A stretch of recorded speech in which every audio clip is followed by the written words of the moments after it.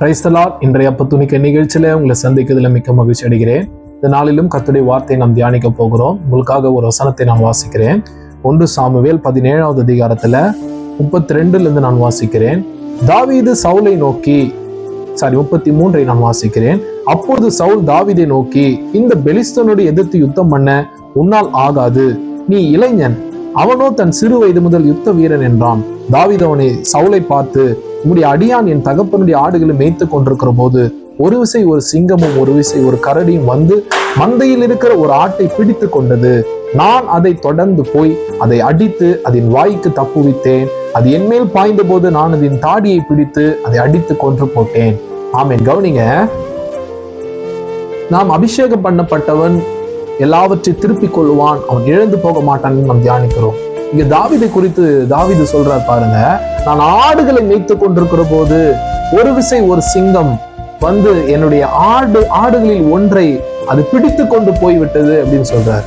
இவர் என்ன பண்ணாரா, நான் அதை தொடர்ந்து போய் அதை அடித்து அதன் வாயில் இருக்கிற அந்த ஆட்டை நான் தப்புவித்தேன், அது என் மேல் பாய்ந்தது, நான் அதை தாடையில அடித்து அதை கொன்று போட்டேன் தாவீது சொல்றார். பாருங்க கர்த்தருடைய ஜனமே, சிங்கத்தின் வாயிலிருந்து எதையாவது நம்ம ஒரு மனிதர்களால் அதை மீட்டு கொண்டு வர முடியுமா? அது சாதாரண காரியம் கிடையாது. ஆனா தாவீது சொல்றாரு, நான் அந்த சிங்கத்தின் வாயிலிருந்து என்னுடைய ஆட்டை நான் மீட்டு கொண்டு வந்தேன் அப்படின்றார். காரணம் என்ன கேட்டீங்கன்னா, தாவீதோடு கூட கர்த்தர் இருக்கிறார். தாவீது ஒரு அபிஷேகம் பண்ணப்பட்ட ஒரு பாத்திரம். பாருங்க, இழந்து போன தன் ஆட்டை அதை சிங்கத்தின் வாயிலிருந்தும் அதை திருப்பி கொண்டு வந்தேன்னு சொல்றார். இதுதாங்க கர்த்தருடைய அபிஷேகத்தினுடைய ஒரு வல்லமை, ஒரு பவர். இன்னைக்கு நீங்க கர்த்தரால் அபிஷேகம் பண்ணப்பட்டிருப்பீங்க அப்படின்னா, ஒருவேளை உங்களுடையதை சாத்தான், சிங்கம்னா சாத்தானை குறிக்கிறது, சாத்தான் ஒருவேளை உங்களுடையதே அவன் கொண்டு போய் இருப்பான்னு சொன்னா, நீங்க பயப்படாதீங்க. நீங்க அதை தொடர்ந்து போய் அதை அடித்து அதன் வாய்க்கு தப்புவிக்கிற ஒரு வல்லமை உங்க மேல இருக்குது. அல்லேலூயா. அந்த அபிஷேகத்துக்கு அந்த வல்லமை இருக்குது. ஆகையினால எதையோ இழந்து போயிட்டேன்னு சொல்லி நீங்க சோர்ந்து உட்காராதீங்க. எழுந்து போங்க. நீங்க எழுந்து போய் அதை மீட்டு கொண்டு வாங்க. காரணம், கர்த்தர் உங்களோடு கூட இருக்கிறார். அல்லேலூயா.